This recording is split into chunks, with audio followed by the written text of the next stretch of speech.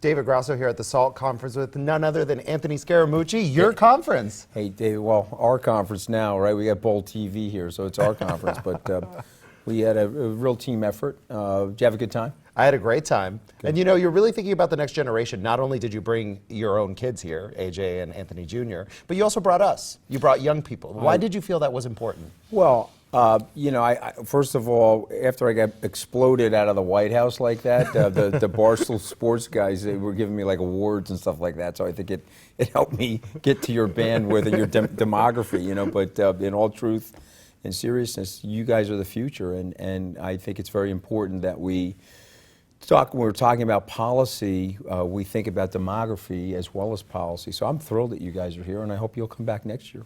So speaking of that, and you know, the White House and whatnot, I saw John Kelly here. That seemed like incredibly mature for you to invite the person who yeah, I mean, you. I appreciate. It's like I'm not, kumbaya if here. you really know me, I'm really not that mature. But what I will say is I don't hold grudges, and I think that you know, General Kelly, I put him in a rough position, as I told him when we first sat down. Both post-White House, I said, listen, I did something fireable. I made a mistake with the reporter. I trusted somebody that I shouldn't have. And, you know, the president's got arguably the toughest job in the world. If I put the president in a bad light and you and the president thought that I was no longer needed in the White House, that's your discretion. So it's important for young people to be accountable. And so when I'm speaking at a college or I'm out on my public speaking tour, somebody asks me about it, I say, hold on, I did something fireable. I own it. I made a mistake, but trust me, you're going to make a lot of mistakes in life. And it's better for you to admit the mistake, own it, forgive yourself, and move on. And so for me, the fact that General Kelly accepted my invitation, did you get a chance to see the interview? Yeah, I did, yeah. And I said to him, you know, on stage, I just want to let you know, a lot of people were surprised that you would accept my invitation, but very grateful that you did, and let's have a real conversation about directionally where the country's going. So. And speaking of which, you know, obviously you've been more affiliated with the Republican Party, but this was not partisan at all. This event brought people of all walks of life, all gathering to talk about policy, to talk about investment. It's never been a partisan platform. It's not a place where I believe, you know, I'm an American first, and I'm a patriot first, and a partisan last. You know, I'm a family person and a patriot. That's unusual these days. Yeah, you know, it seems very divided. Yeah. But so I get hit from both sides. Okay, both sides are attacking me for that. That's fine. Most Americans are focused on what are the right policies, not what are the left and right policies. And so for me, I'm happy to do that. Tulsi Gabbard is here. She got in last night, and she's doing, frankly, a presentation here today. And the place is packed for her. And I invited other Democratic candidates if they wanted to come and meet people here.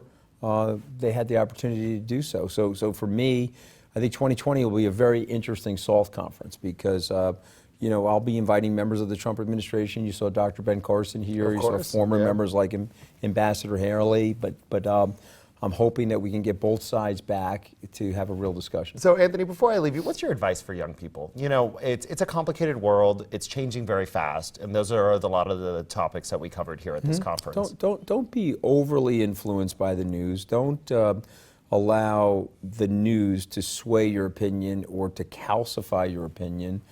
Be objective. Be open-minded. And the thing I would tell you is fight through your fear.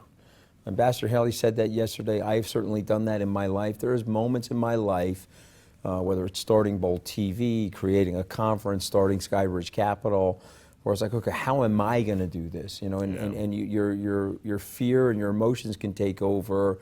And if you allow your fear and emotions to become not just a speed bump, but a very high wall, then you won't have as fulfilling of a life. And so, accept some failure in your life too. You know, young people have a hard time accepting failure because they want their life to go up in a 45-degree trajectory. Nice and smooth, right? And so while you're planning your life, God's laughing. And so I've had a lot of zigs and zags in my life.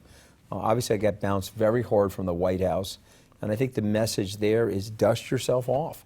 You know, America loves second and third and fourth acts. And so dust yourself off, believe in yourself. And, you know, if you have a sense of humor, use it. You know, when people tell me 10 days, I get mad. I said it was 11 days. Right? Come on, David. And stuff like that. You know, correct them. Yeah, correct them. I set the record straight. My point is that you got to use your humor in life. Mel Brooks had a legendary line, which I often repeat: "Relax.